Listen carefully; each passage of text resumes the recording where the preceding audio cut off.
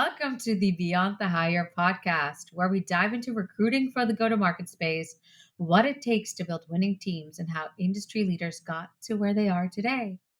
We are joined by Spencer Rich, and his last name is Rich. If you all are reading it, it might seem like it's something else, but it is Rich. We just checked with him. He's the founder and CEO of the SIR Group, a boutique advisory firm that helps high growth companies scale smarter. From building go to market engines and hiring high performing teams to leveraging AI for sharper decision making, with over 20 years of experience at the intersection of finance, technology, and innovation, Spencer blends strategic insights with hands on execution to help his clients grow faster and more efficiently. Welcome, Spencer, and thank you so much for coming on the podcast. Sandra, Aisha, great to be here. Thank you so much for having me. Of course, of course. And sorry, I had to throw in a joke about your last name because No, before we started recording, for those who don't know, I've known Spencer for a few years now, but I guess I never checked with him on how to pronounce his last name. So in my mind, I've been just mispronouncing it the whole time. So switching it to Rich, which is not the way it looks, is really hard for me. in my nearly 45 years on this earth, I've heard every single pronunciation of my last name except for Rich. So don't even worry about I love it. It's a mindset, Rich, really. So I understand that that's what your family went with. I would too if I had the option. There used to be this show, might just be me, a very long time ago. I think it was British, and it was called, God, what was it called? Something like Mrs. Bucket or Bouquet. And her last name was, everyone kept calling her Bucket, but she was so set on everyone calling her Bouquet because it sounded way, way fancier. It's a mindset, you know, if you want to be fancy, you got to have a good last name. So I love it. And you're very successful. So it's obviously working. That's what we're here to talk about. Aside from that really long tangent, you are very educated. Some impressive schools on here. You have your undergraduate from Duke, and you have your MBA from the Wharton School. Very fancy. And then you started your career in finance. I love, as I said, very fancy. He laughed. it. He's like, is it? I don't know. Because I am definitely not fancy. That's why I'm laughing, but please. I'm like, look at Spencer, all fancy. As I sit here on my t-shirt, no. No one needs to know that. You can be in a full suit and tie. People are listening. There's no video Absolutely here. not. But you started in finance and then you made your way over to tech before you started your own company. So I want to hear all about this. All right. So let's first start with the decision, because there were a few years in between you doing your bachelor's and you going to graduate school. Why did you decide to go for your MBA? Yeah, great question.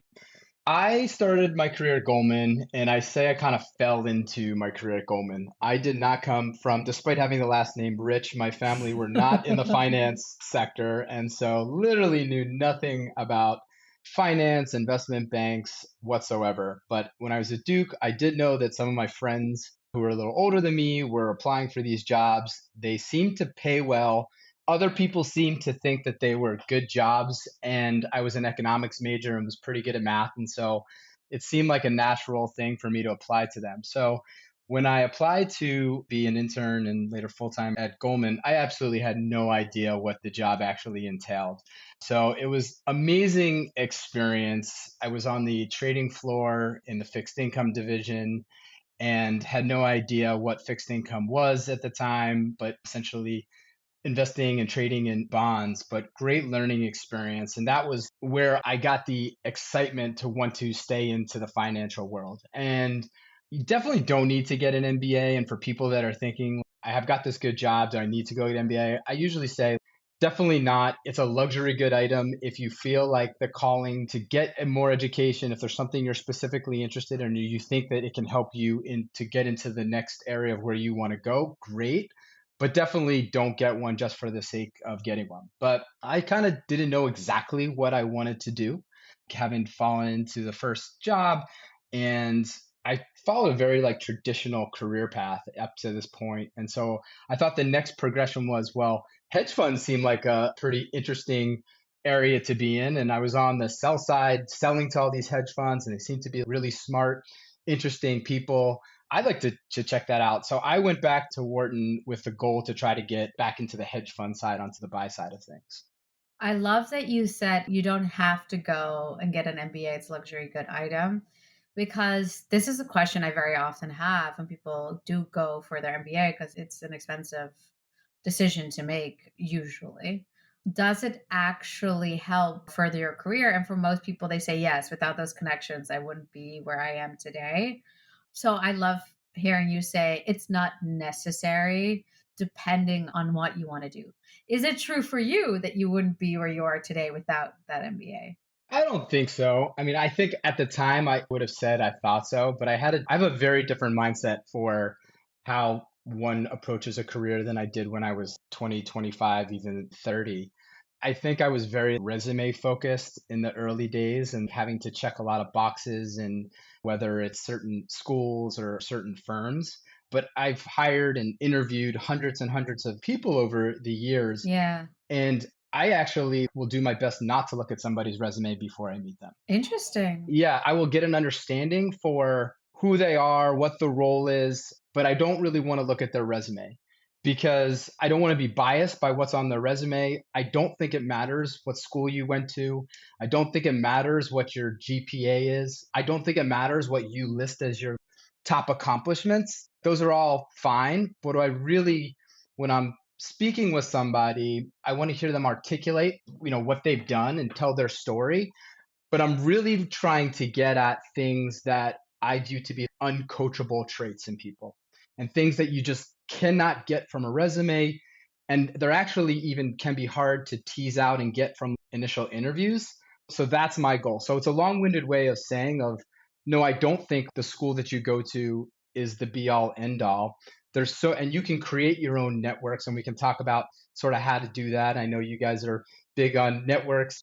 You guys often say in your podcast, your network is your net worth, and we can talk about Yes. the network effect and how to grow that. But I think there's so many ways that you can be successful, build your career that are not reliant on going to certain schools and going to certain firms. I just happen to have that as what I thought was the path, but we can talk about quickly deviated from that over the last 10 or so years. That's really, really interesting. And yeah, somewhat different from some of the things said in previous podcasts. And I think that also does make the world of tech unique in a way, because I'm sure if you had been in finance still, your answer probably would have been slightly different here. Yep. But then let's talk about that. All right. So Sure. after your MBA, you stuck with the world of finance, Yep. obviously. You made some moves and then you ended up at Tiger Management. Yes. Can you talk to us a little bit about how you ended up there and what you did at Tiger? Yeah, sure.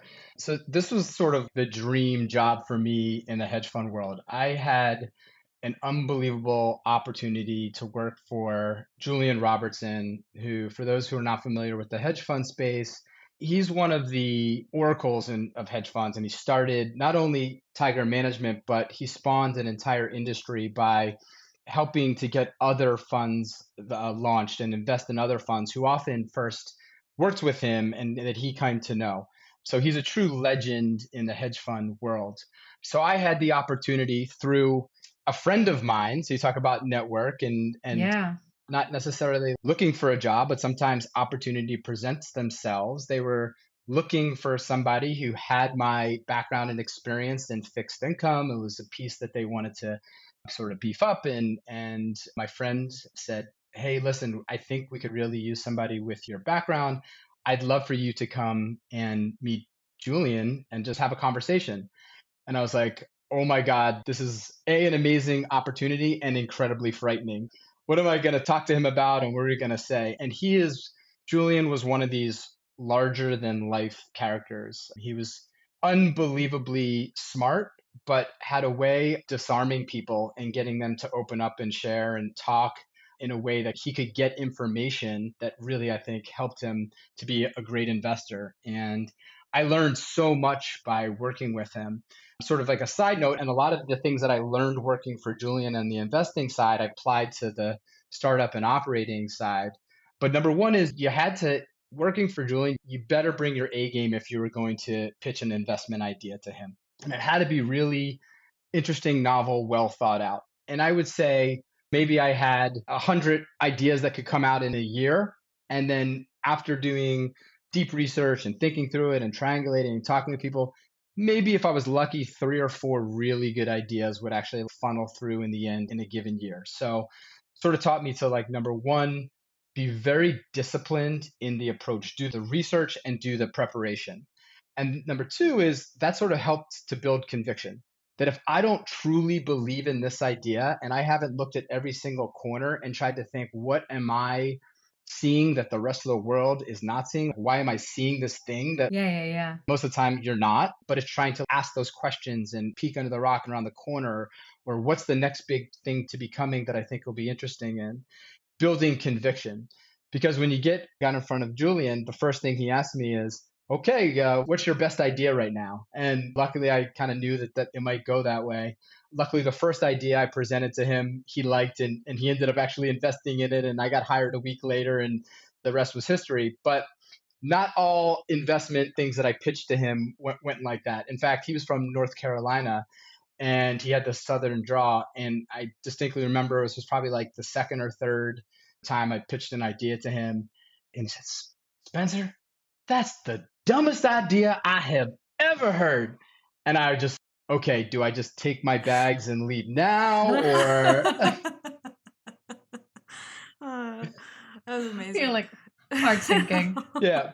But what I learned is he didn't think it was a dumb idea. He was testing my conviction, and he was pressure testing it. Would I come back and say, well, why did you think that was a bad idea? Or what didn't you like about it? Or what can I probe? And then he would be able to push and then ask questions and see, not only gauge the level of research and the level of conviction that I had, but he also had this amazing network of other investors that he counted as friends who were also luminaries in the industry, that he would just pick up the phone and say, oh, I got an idea for you. Here, Spencer, tell him an idea. And then you'd have to defend your thesis, so to speak, and he would triangulate ideas. And that ultimately, if you made it through the gauntlet and he liked the idea, then it was actually one of these things where even if the idea didn't work or it didn't go where you thought it was going to go, as long as the thesis was intact, he was the type of person that would say, well, we should be doing more of this. Isn't this even a better opportunity? So he always had your back in that regard, and maybe more disciplined. And if I'm going to present something, I'm going to do the work. I'm going to do the preparation. I'm going to have conviction if I'm going to. And that carries through to my work, joining a startup, working with other startups. It's the same sort of approach. I like it. It also kind of helps you learn the lesson of not being afraid to fail and experimenting. Because, like you said, as long as the thesis is sound, even if it fails, it's not because you weren't smart enough or had thought it through. It's just sometimes it doesn't work out.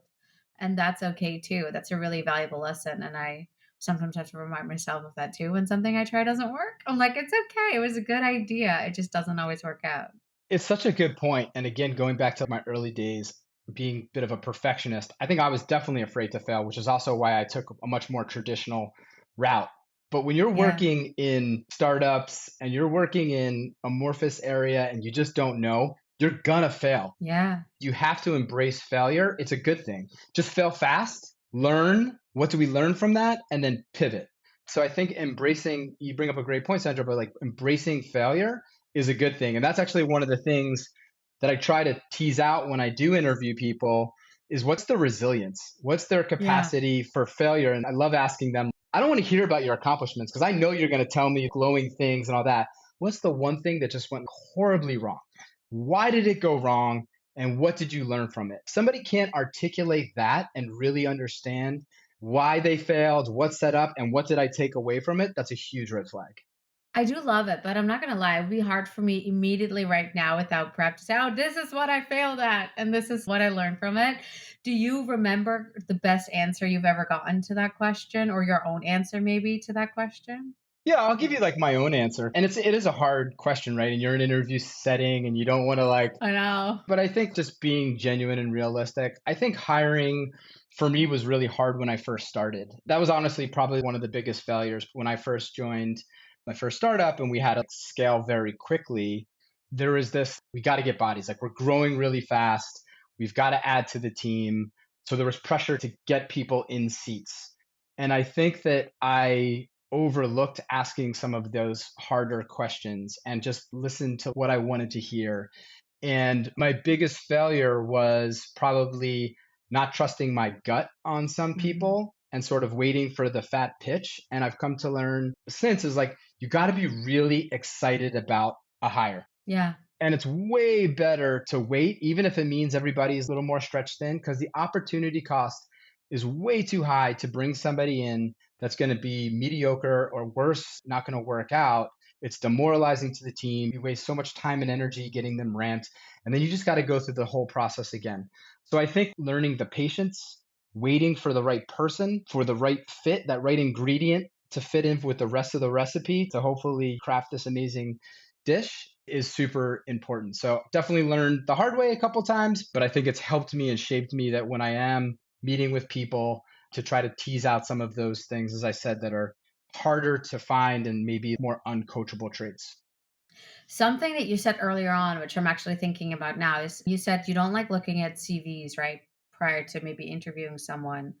Generally, how do you find talent if you're not looking at the CVs ahead of time?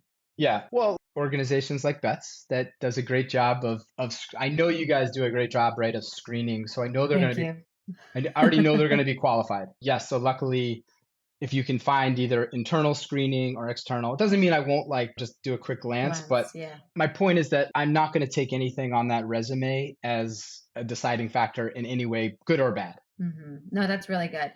Interestingly enough, I was just hiring for my team also, and I do have the CV up. And I'm hiring more junior people, so they don't have big CVs. And I almost always kind of just ignore it because it's nice to have there so that if I want to ask something specific, I can. But I just kind of talk through real life scenarios with them generally and see how Yeah. they respond to that versus, okay, tell me exactly what you did at this job. Even though when I've been interviewing for roles, that has been stuff I've been asked previously where definitely someone went from company to company to company, like, what did you do here? What were the, successes? Well, I guess what didn't go well. And then per company, you kind of have to like talk about it, which can be very rehearsed because technically that is stuff you can rehearse. Whereas having a conversation, it's more natural. I like the way you interview.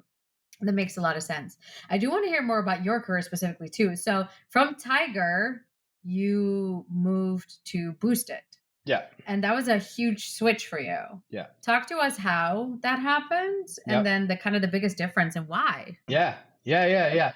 So at Tiger, we would not only invest in public market companies, but sometimes there'd be private companies, startups that would come through, both maybe in terms of a potential investment we would make, or their product, if it was something that could help us in our investment process, it would be something that we would take a look at. And so this was probably late 2018, early 2019, I got introduced to this AI company called Boosted AI. I knew nothing about AI whatsoever. I'm not a technical person. I was a Mhm. fundamental portfolio manager, not a technical person. When I thought of AI, I thought of robots or what is this? I also knew that I had built and broke more Excel spreadsheets than I could count in my career. So anything that could help me in my process to be more efficient, I would definitely take that meeting. Yeah. So I met with the team as both potentially to use for my own investment process and maybe perhaps as an investment as well. And what I saw was like, oh my God, aha moment. This is where the world is going.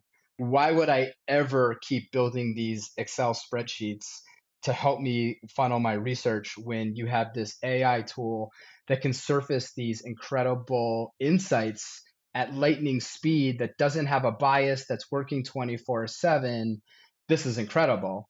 And so I started using it and started demoing it and playing around with it. And the more that I sort of gained conviction, the more that I Yeah. did the research and gained conviction and understood the space and understood it's like who else is doing this? And at the time there really wasn't a lot of AI companies in the fundamental research investing space doing this. Certainly not like in a very public way. So sort of had to like do my research and triangulate and figure out and in working with them, because I am the end client, I would just give them suggestions of, hey, have you thought about this change to the product, or this is how I would do it, or this is how I think about it. And have you talked to these types of people and that? And they're like, no, we're machine learning engineers. We don't know all the space, but would you be an advisor for us? I was like, oh, this is really interesting. I've always had an itch to do something more operational. Even when I went back to business school, some of my friends were doing startups or more operational stuff. And I was like, oh, that seems really fun. Like, I really Yeah. think I would love to do that. But I didn't talk about the fear of failure early on. I think like that leap seemed too big at the time. And I was on this path of finance and I went to business school to go join a hedge fund, and that's what I had to do. But this was this opportunity of, okay, well, maybe I can advise for them and start exercising this muscle and seeing how I liked it. And I really liked it. And I really came to see it like, oh, this could be a really great opportunity. And I think in many ways, I was better suited to help in a strategic operational role for this than just giving them an investment, right? Or even being a client. And so one thing led to another, and with Julian's blessing, they asked if I would come on board, be an executive at the company, and it was this great opportunity to join. Now, I will say, ignorance is bliss. You know what? This AI thing is going to be amazing. Remember, this is 2018, 2019. This is before ChatGPT. This is going to be the next big thing. It's going to be super easy. I'm just going to have to like show my friends this, and they're going to be buying it in the handfuls. And the reality is, I really felt Willy Loman with my AI briefcase running around Midtown Manhattan, showing my AI wares, going up and down office buildings and doing my demo. And it was so much harder. And there's a saying like, early is wrong. So if you're too early for something and they're not ready for it, then it's wrong at the time. But it did force me to get really good at my storytelling and really good at helping those understand what's AI. Because the mentality at the time is, hey, man, these are my friends that I'm going to, colleagues and friends and hedge funds and asset managers. And like, I'm going to get fired if I'm using this AI machine. Why would they need me? And what if Yeah. it doesn't work? I'm going to get fired. The mentality today is I may get fired if I don't use AI, but then it was very much of a different mentality. So I had to get really good at thinking through the lens of, okay, well, if I'm you, here's why I would use it. Here's the value proposition for you to make you better, smarter, more dynamic in your day. And you're going to be getting all these novel insights that others aren't going to have. So that earlier talking about what can I do that's smarter than the market, it's really hard. But if you're getting these insights that others aren't using, incredibly powerful. So slowly, after running around the city for months and months and months, I was able to get a few converts, some early adopters. And it was just amazing learning for me because I didn't come from a traditional sales background. I didn't have any go to market experience. I didn't Yeah. know what go to market was necessarily. And I'm literally making all this stuff up as I'm going. And we're building out our marketing materials and decks, and we're trying to figure out how do we do a proper demo. And then once we landed the first few clients, okay, how do we actually onboard them so that they learn this system? How do we keep them happy? So a lot of it was just me and the small founding team just trying to figure it out, trial by fire. And we learned so many valuable lessons. And talk about failure. Every day Yeah. something would be bad, or even worse. I would know I'd go into a meeting and I just want to tell everything that's so great about AI and our platform and how you can use it. And I'd leave the meeting. That went great. There's no chance they're not going to sign up. And crickets. Wouldn't hear from them ever again. And sort of realize, okay, did I ask them one question about what they actually did? What are you guys struggling with? What does your workflow look like? How would this potentially fit in? Is this something that maybe it's just so like just learning those lessons sort of the hard way. But yeah, it was really fun, but really interesting, and all the things early days at Boosted. That's amazing. So how many people were at the company when you officially signed on to join? Just a small founding team and a couple incredibly smart AI machine learning. It was the team that came largely out of Bloomberg, their AI machine learning team. So these guys were incredibly smart and incredibly talented. And it was just me starting out in the go to market motion, the one non technical hire to start, and with the founding team. So we learned a lot during those early days.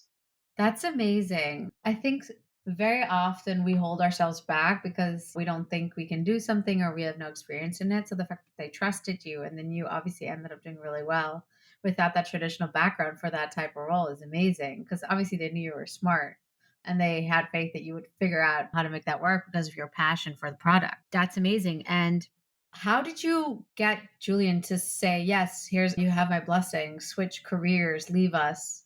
How did you make that work? Well, he actually made a career out of making others careers because he would invest in them to do what was their passion. And most of them were starting hedge funds from scratch, and he would invest in those hedge funds. And so Tiger actually ended up being the first paying customer of Boosted. So the support continued. So he, as I said, is an amazing person and a great mentor, and would invest in the people that worked with him, not just while they were in the doors, but he continued to do so.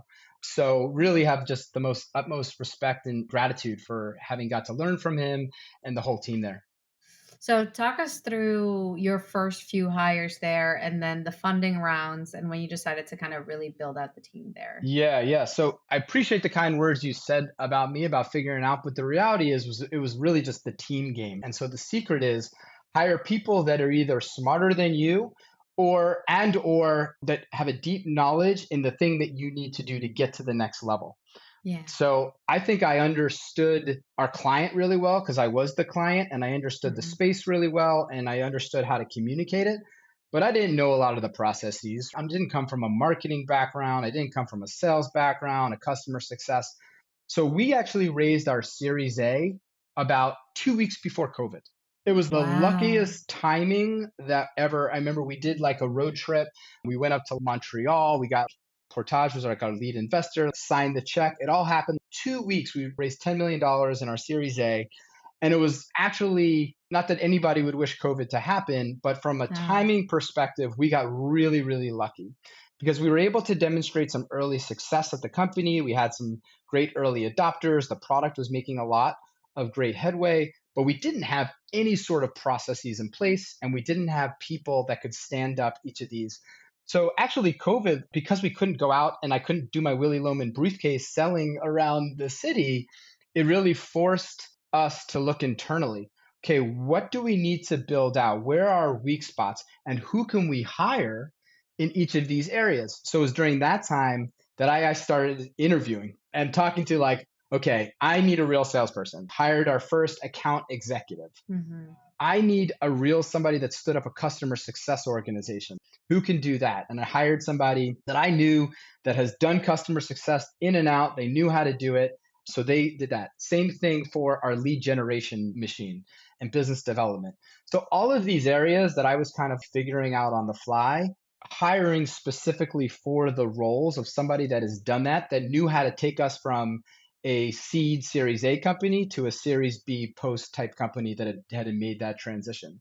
So the reality is that I think a lot of our early success was because we couldn't be out there trying to grow.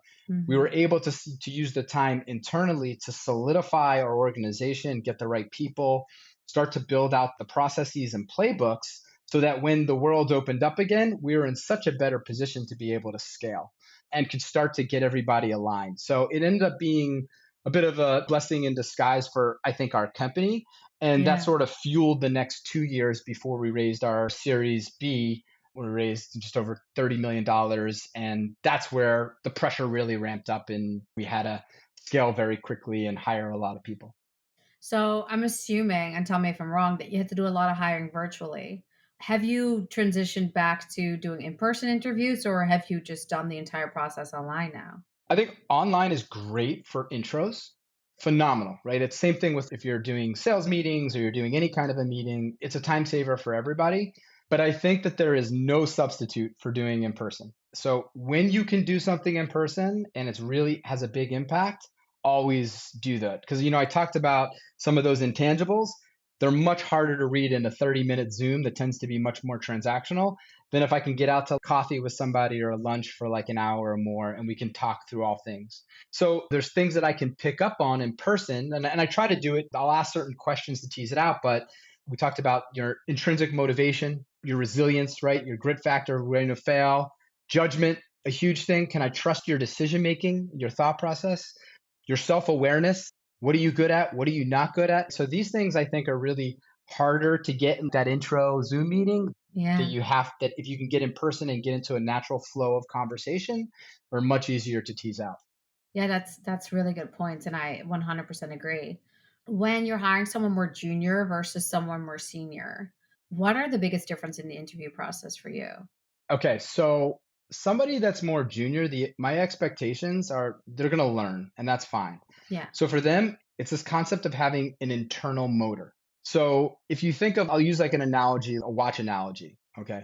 My first watch that I got, I think my dad's a big watch guy. He got me a Mickey Mouse watch and it was one of those ones you had to wind. It wasn't Yeah, battery, yeah. remember those? You had to wind it, but then every couple of days it would stop. And then you'd be like, okay, what time is it? And I'd have to rewind it.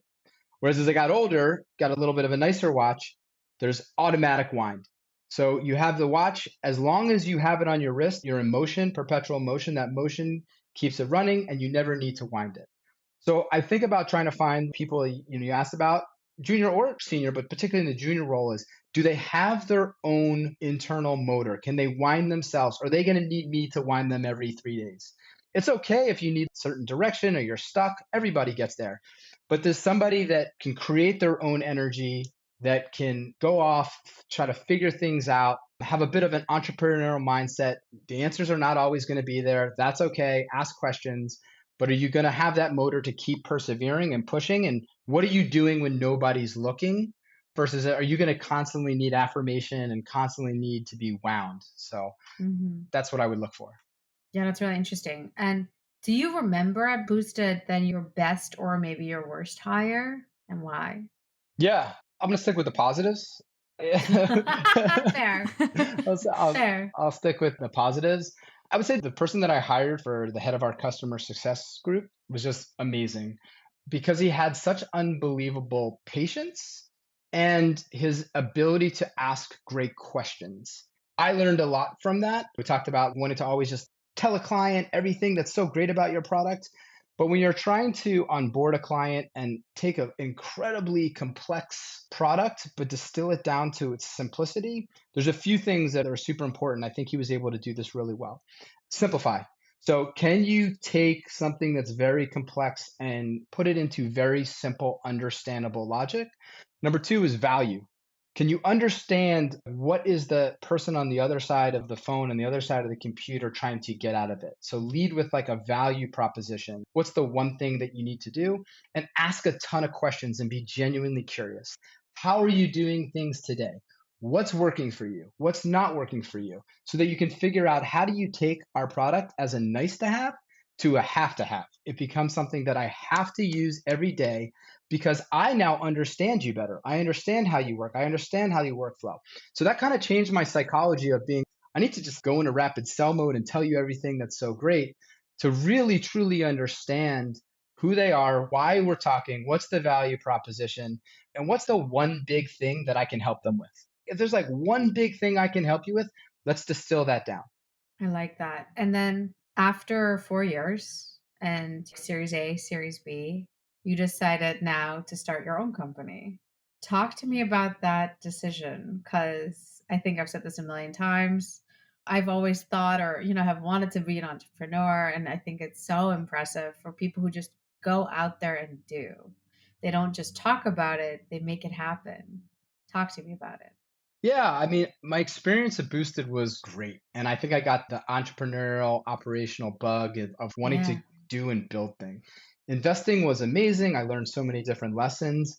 But at the end of the day, my scorecard was how much percentage or money up or down it went. I wasn't creating anything tangible Yeah. necessarily. But at Boosted, it was tangible. We had a tangible product. I could see how we were helping clients get better, more efficient in their job. And I could also see how working with others, 1 + 1 = 3. And this idea generation is like very, I would say, energetic for me to be in that sort of environment. And I think because early days, I didn't have a ton of guidance. And I think I was learning on the fly. I made a lot of mistakes. And I wish I would have had somebody that could have come in who had done it and maybe been a bit of like an advisor.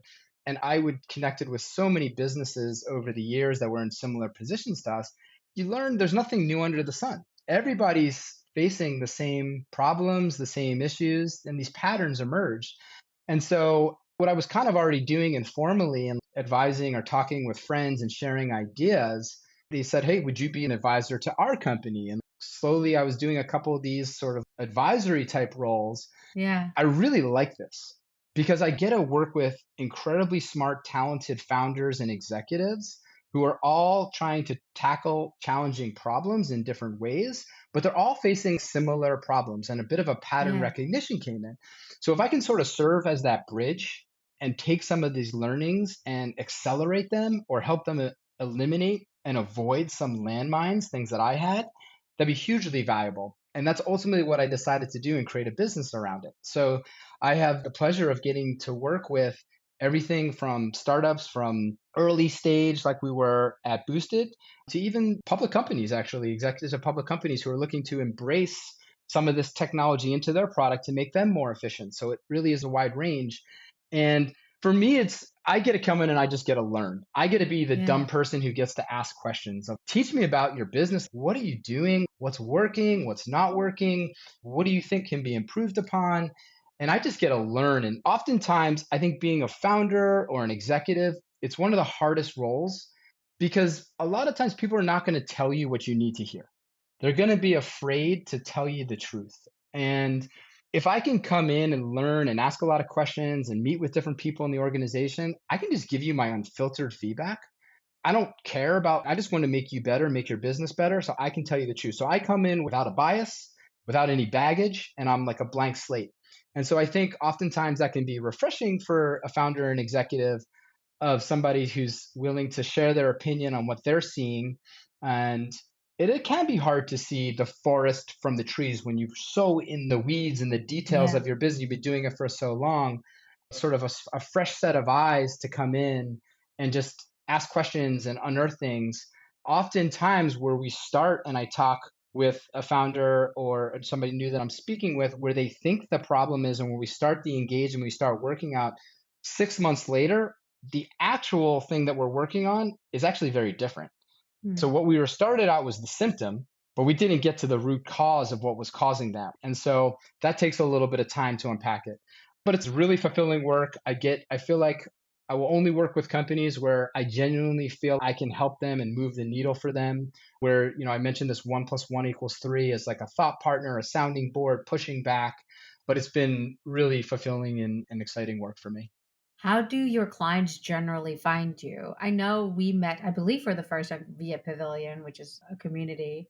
Is it a lot of networking communities and stuff that, or is just word of mouth? Your clients go on and tell other companies. Yeah, so we talked to network earlier, and we'll bring it back to network. Everything, Yeah. I don't do any self promotion. I'm not on LinkedIn putting out my thoughts on a daily basis. I prefer to be behind the scenes and let Yeah. my clients let them shine and just be supportive of them. So everything I do and I work with and I get is all word of mouth. It's through either my own personal network or referrals of people.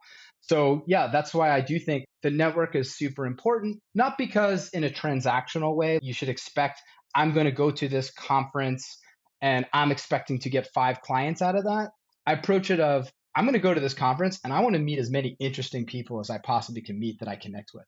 I want to see what are they doing and what are they up to. And if I connect with somebody, I try to say, okay, where can I give them value? Not necessarily just to be a client, but oh, that's really interesting what you're doing. You should talk to this company. You should talk to this person. I just read this amazing article. Let me send it to you. Not because I'm trying to get anything back from it, but if you're doing it in a authentic, genuine way of just being curious, it has a habit of a way of coming back to you in a karmic way. And so I think just expanding your network just for interest and for meeting interesting people is just a good thing always to do, not because you're expecting anything back, because it'll fulfill you and make you smarter. And I've met so many amazing, great people who I can now count as friends that I've met through things like Bets events or Pavilion events or conferences and things like that. So yeah, super important. So, what would your recommendation be for people who are wanting to put themselves out there, either because they started their own company or because they're maybe looking for a new gig or advisory roles? Because I know there's lots of executives who would love to be on advisory boards. How do you go about making those connections? Yeah, create value for others. If you can create value for others, people will talk to you. So let's say you're trying to get in front of a company. Going back to the research that company. What are they doing? Do you have an idea for them? Do you have something that you can share with them for that person? So don't just like, hey, I want to meet you, or can you get me in the foot in the door? I have an Yeah. idea for you. People will always take an idea, I promise you, if you've got something to share with them. I read this amazing article on something that you guys are doing that I thought would be really interesting. I'm just going to send you that article. When I'm thinking of somebody, if somebody's reading something and somebody's head pops up, I immediately, within a minute, I have to then send them that thing or else I'll forget it. But I send it Yeah. right away because I'm thinking. So whenever you're thinking of somebody, write it down, send it, but create value for people where they just want to say, you know what, I may not remember what Spencer sent me a year from now, but I remember he's thinking about me. And that will unlock doors. Again, not in a transactional way. It has to be Yeah, genuine, it has to be authentic. But I promise you, people will take your calls, people will take a meeting. If you're genuinely curious, you want to help create value for them, they will help create value for you. that's really nice. I like that a lot. And it's useful, practical advice that you can do something with, right? Is in figure out, do some research and figure out how you can help them. What is it about you? What knowledge do you have that you can share with the world? Because I remember from years ago doing interviews with more junior team members who were like, oh, I don't want to do these assignments because you're going to steal my work. And this is kind of the complete opposite of that, of kind of what you're saying. And I remember saying, that's really arrogant for you to think it's that good that I'm going to want to steal it. Right. I used to think that a lot. I'm like, okay, you think a lot of yourself. But this is literally like you saying, not steal my work, but here's free advice. I'm doing technically free advisory work for you. Take my ideas and who knows, putting good karma out there, it'll come back usually tenfold. Absolutely. Which I think, again, is like your network is your net worth. But what we hear a lot as well, right, Aisha, is just a lot of people putting themselves out there, sharing ideas and being kind, and then that kindness being returned. That's really, really, really nice. Something you kind of touched upon, and I know we're about out of time, is the concept of having a mentor, because you're saying, oh, I didn't have someone or wanted people around who know maybe more or better. Have you ever found yourself a mentor or been a mentor? Yeah, both. My advice is try to find somebody that's like roughly 10 years ahead of you of where you want to be. Hmm. If you can find that person that you look up to, and I have a mentor that is like that now for myself, and he's exactly 10 years older than me, and we've led very funny parallel lives, and I look up to him, and I think the way that he's both structured his personal and professional life are all great things, and he can give me advice not just on work but on like kids. I have two kids as well, a 10 and a 12-year-old, and that's a whole host of challenges. So somebody that has been there, done that, who's been able to same thing, like give you the positives, the negatives, and as a sounding board, as a thought partner is huge. So definitely try to find that person, somebody that you look up to, that's where you'd want to be in 10 years. And I do the same thing. I practice what I preach. Somebody sends me something valuable, I'll take the phone call. Yeah. And I do that all the time. And I'll meet with people. And again, not because there's anything in return from it, but I always love to meet people that are trying to do interesting things, that are highly motivated, that are energetic, that are smart. And I will try to mentor as many people as I have time for. That's really nice. So, two questions to follow up on that is, how did you find your mentor? Did you go out and find one, or did you happen to meet them? And then Yep. how can people reach out to you if they're like, I want Spencer to be my mentor? Yeah, my mentor was a former boss of mine. We actually only actually worked together for a year, but got way closer actually post working together than we did there. So they can come through work, they can come through meeting people at conferences or whatever, but mine was through working with them. And then in terms of getting in touch with me, I'm on LinkedIn, although I don't post a lot of stuff. I am on LinkedIn. You can find me there. My email, ser@thesergroup.com. You can shoot me an email, or you see me on the street, tell me, yeah, I heard We that do podcast. suggest. Yeah, yeah. I promise you, I won't be too freaked out and would love to have a conversation. That's really, really nice. Yeah. And again, when we share this on LinkedIn and everything, we'll obviously tag Spencer. So just send him a message if everything he said resonates with you and you want that kind of career. Thank you so much, Spencer. I always say we try to keep these short, but I have so many questions and so many thoughts. And it's so incredibly interesting how you've built the career starting in finance and then through tech, starting your own company. Absolutely amazing. And so many good tips on interviewing and networking and now finding a mentor. Thank you, Spencer. I really, really appreciate your time. I'm glad we met a few years ago, and I'm glad we stayed in touch and we were able to do this. So thank you so much for coming on the podcast. Well, this was so much fun, Sandra. Aisha, thank you so much for having me, and really appreciate it. Thank you. And thank you, everyone, for listening to the Beyond the Hire podcast.